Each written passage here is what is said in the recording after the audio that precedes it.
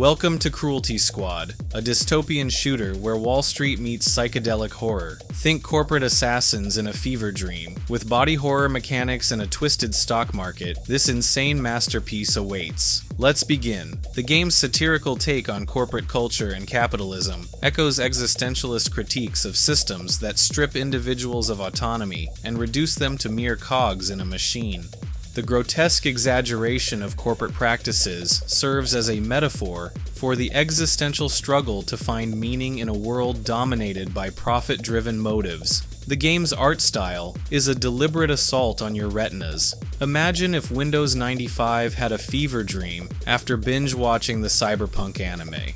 It's an intentionally jarring mix of low-poly models, garish colors, and textures that look like they were designed by someone who just discovered MS Paint, but also happens to be a genius. The visuals aren't just weird for weird's sake though. They perfectly capture the game's themes of corporate dystopia and psychological horror. Every pixelated aberration and color-clashing interface element feels purposeful, creating an atmosphere that's simultaneously unsettling and oddly mesmerizing. Just when you think you've gotten used to the aesthetic, the game throws something new at you that makes you question if your graphics card is having an existential crisis. The game keeps building on its distinct visual style, drawing you deeper into its unsettling world with each new area you discover. In the next segment, we'll look at how the game cleverly uses familiar gaming elements to create something completely unexpected. What's the most bizarre or memorable art style you've ever seen in a game? Does Cruelty Squad's aesthetic top it? Let's talk about it in the comments. The visuals bring me right back to those early PlayStation 1 days, but with a deliberate twist. Remember those warped textures and polygon counts that made characters look like they were made of cardboard boxes? This game takes that aesthetic and cranks it up to 11. The difference is, while PS1 games were trying their best to look good with the technology they had, Cruelty Squad intentionally embraces and amplifies those imperfections to create something that is simultaneously nostalgic and deeply unsettling. The creator made this game with a very specific vision in mind, and that vision included making players deeply uncomfortable. The grotesque elements aren't just for shock value, though. In an interview, the developer said he wanted to create something that would force players to confront the ugliness of corporate culture head-on. The UI is intentionally confusing and hard to navigate, which sparked quite a bit of criticism from players, but the developer knew exactly what he was doing. You can approach missions however you want, through stealth, guns blazing, or even by eating your enemies. The streets are patrolled by the SEC death squads. Yeah, that SEC. The same folks who are supposed to be watching the stock market are now watching for dissidents with extreme prejudice. After getting fired from your cushy corporate job, you receive a call from someone known only as the Handler.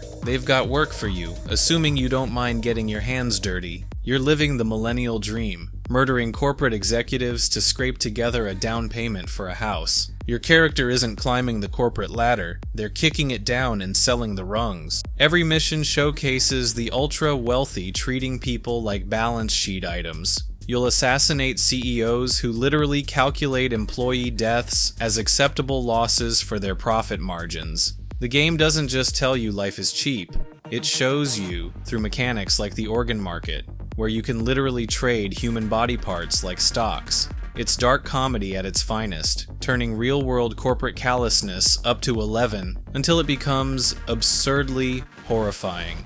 Cruelty Squad nails something most games miss, the way it plays with our hero complex. In most games, you're the chosen one, the savior, the protagonist. In Cruelty Squad, you're just another cog in a machine. The game makes you feel this disconnect perfectly. You start thinking you're hot stuff, taking out corporate bigwigs, making money moves. Then you realize you're not special at all, you're just as replaceable as the people you're hunting. The game constantly reminds you that in this world, and maybe in ours too, everyone thinks they're the main character until they're not. But what happens when you realize that the more successful you become, the more you embody the very system you despise? We'll get into that existential nightmare in just a bit, but first, let's talk about the gameplay mechanics that make this game so uniquely chaotic. When corporate hitmen need a toolbox, Cruelty Squad delivers everything from standard firearms to intestine grappling hooks. The shooting mechanics are intentionally clunky, making you feel like you're handling weapons designed by a committee that's never seen a gun. Every mission gives you multiple paths to your target. Want to go in guns blazing?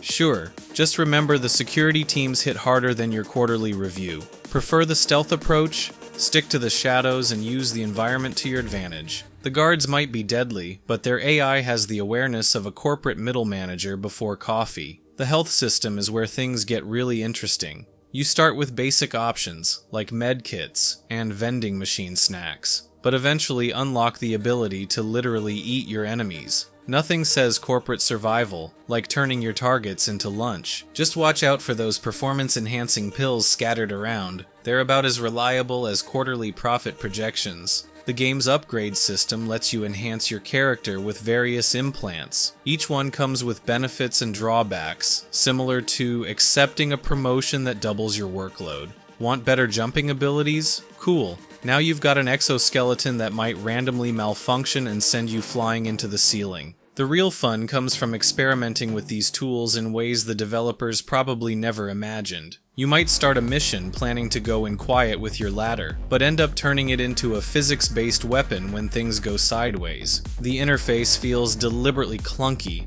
like you are fighting with both the enemies and your own equipment. The real genius comes from how this feeds into the game's larger themes. You are using corporate-issued equipment, designed by committee, and probably outsourced to the lowest bidder.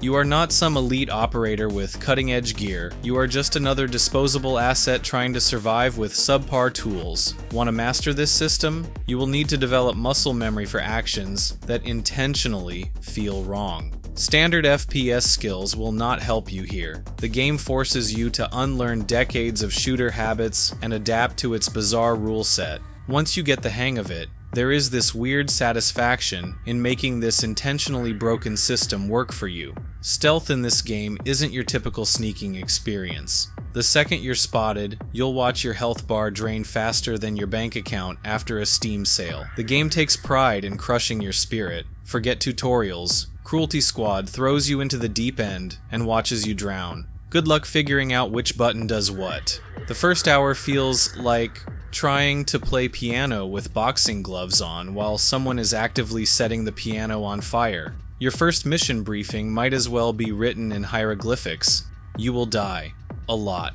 And each death feels like the game is sitting back in its chair, sipping coffee, and saying, "Figure it out yourself." Once you finally start understanding the game's twisted logic, you realize this brutal learning curve is intentional. The complete lack of guidance is all designed to make you feel like an underpaid corporate drone fumbling through their first day with equipment that barely works. And when you finally pull off that perfect mission, that is when you understand why people cannot stop playing. The satisfaction hits different when you have earned it through blood, sweat, and countless rage quits. The security in this game is something else. These corporate goons blend right into the environment. Everyone wears the same mass-produced suits straight from the company catalog. 1 second you're trying to figure out who's who in this sea of corporate drones. Next thing you know, bullets are flying from every direction. The game really nails that chaotic office politics vibe where you're never quite sure who's gunning for your position literally. You'll start paying attention to the subtle details, the way certain NPCs move, how they react when you get close, or that telltale bulge of a concealed weapon under their discount suit jacket. Get good enough at reading these signs and you'll start taking out threats before they even draw their weapons. Just remember that every security guard you drop is probably someone else's underpaid middle manager, complete with a sad desk plant and a drawer full of expired protein bars. But what happens when the chaos mode starts turning familiar spaces into unpredictable death traps? We'll get right to that, but first Cruelty Squad takes no prisoners with its checkpoint system. You will not find any cozy save points scattered around these corporate hellscapes. Every mission is an all-or-nothing gambit, where one wrong move sends you straight back to the start. The company does not care enough to give you checkpoint privileges. They expect results, not excuses.